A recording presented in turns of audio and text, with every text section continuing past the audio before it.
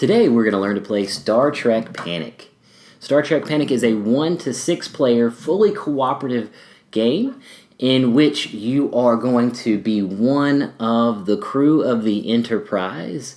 And the objective of the game is to come together with your crewmates and complete 5 missions.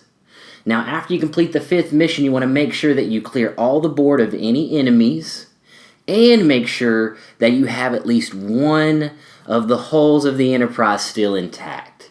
If you complete those 3 objectives, then you win the game. Now let's look at the components and the game board setup. What you see here is a setup for a 4-player game. You'll always start the game with the Enterprise in the center of the board, facing between the numbers 1 and 6.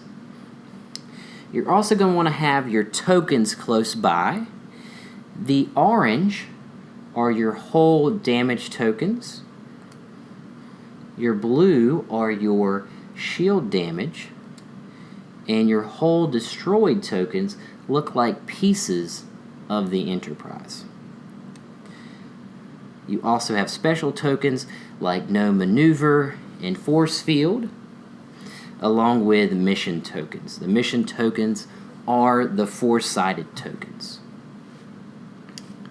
You have a stack of mission cards that give you objectives as well as the time in turns to complete the mission. Below is the mission timer card that will help you keep up with how many turns you're allowed to take when completing a mission. And then at the bottom you see the threat token bag that has the different threat tokens that you'll be placing out with the dice into the different sections on the board. Now, each player is going to receive a character card, a turn order card, and because this is a 4-player game setup, 5 Enterprise cards. And lastly, the mission tokens will let you know how many missions you have completed within your game. Now let's take a look at what a turn plays out in the game. Each turn has 7 phases. The first phase is the draw-up phase. You will draw Enterprise cards and add them to your hand until you reach the maximum of the starting number of cards. So in a 4-player game, you would draw up to where you have 5 cards in your hand.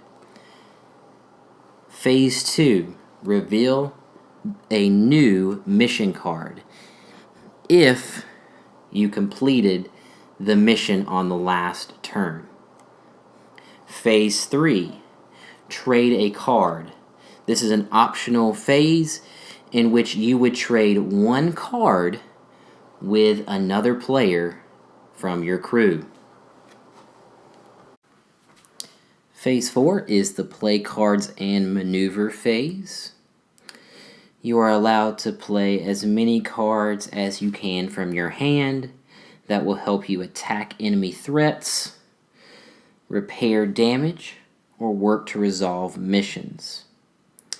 You may also move the Enterprise 1 time, either clockwise, counterclockwise, or forward.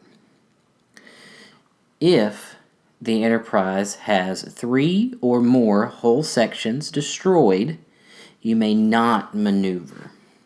And you would want to indicate that by your no maneuver token. Phase 5 is the check mission status. You're going to go back to the mission and see if you have completed the mission objectives during this phase of your turn. Then you'll move on to Phase 6. Phase 6 is the threats move and fire phase.